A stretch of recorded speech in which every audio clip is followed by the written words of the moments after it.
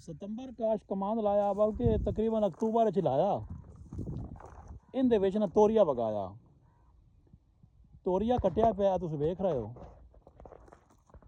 ਇਹ ਸਾਰਾ ਅੱਗੂ ਚूँकि ईद ਦੀ ਛੁੱਟੀਆਂ ਪੈ ਗਈਆਂ ਤੇ ਇਸ ਨੂੰ ਇਨਸ਼ਾਅੱਲਾ ਕੋਈ ईद ਤੋਂ ਤੀਸਰੇ ਜਾਂ ਚੌਥੇ ਦਿਨ ਇਸ ਦੀ ਅਸੀਂ ਕਰਾਵਾਂਗੇ ਥ੍ਰੈਸ਼ਰ। ਇਸ ਨੂੰ ਲਾ ਕੇ ਤੇ ਇਸ ਨੂੰ ਕਢਾ ਲਿਸਾਂ।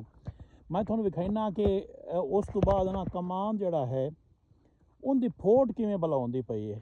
ਕਿਉਂਕਿ ਬਾਜ਼ ਔਕਾਤ ਇਹ ਆਖਿਆ ਜਾਂਦਾ ਹੈ ਕਿ ਸਤੰਬਰ ਕਾਸ਼ ਤੇ ਜਦੋਂ ਅਸੀਂ ਕਮਾਨ ਦੇ ਵਿੱਚ ਤੋਰੀਆ ਵਗਾਈਨਾ ਹੈ ਨਾ, ਉਦੋਂ ਕਮਾਨ ਦੀ ਫਸਲ ਡਿਸਟਰਬ ਹੁੰਦੀ ਹੈ। नो डाउट डिस्टर्ब तो होंगी है, इहदे तो कोई शक नहीं है।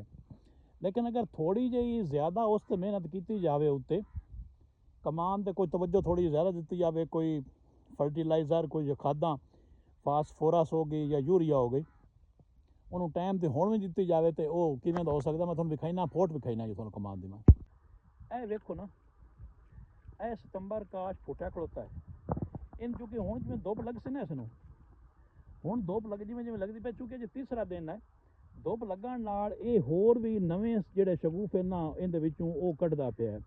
ਔਰ ਇਹ ਜਿਸਲੇ ਚੀਜ਼ ਆਸੀ ਸਾਰਾ ਤੋਰੀਆ ਵਿੱਚੋਂ ਚੀਜ਼ ਆਸੀ ਖਤਮ ਹੋ ਜਾਸੀ, ਉਸ ਤੋਂ ਬਾਅਦ ਜਦੋਂ ਇਹਨੂੰ ਰੂਟਰ ਵਗਸੀ, ਰੂਟਰ ਵਗਣ ਨਾਲ ਗੰਦ ਵਗੈਰਾ ਸਾਫ਼ ਹੋ ਜਾਸੀ, ਉਹ ਜਿਵੇਂ ਮਿੱਟੀ ਥੋੜੀ ਮੁੱਢਾ ਨਾ ਉਸੇ ਨਾ ਹੋਰ ਸ਼ਗੂਫੇ ਥੋੜੇ ਇਹ ਨਵੇਂ ਕੱਢ ਸੀਗਾ। ਤੇ ਇਸ ਤੋਂ ਬਾਅਦ ਇਸ ਨੂੰ ਕਮ ਅਜ਼ ਕਮ ਕੋ 25-30 ਦਿਨ ਬਾਅਦ ਇਸ ਨੂੰ ਅਸੀਂ ਦੁਬਾਰਾ ਵਾਹ ਕੇ ਤਾਂ ਇਸ ਦੀ ਅਸੀਂ ਮਿੱਟੀ ਚੜ੍ਹਸਾਂ, ताकि जी फोट है कमान की वो पूरी हो जाए जी।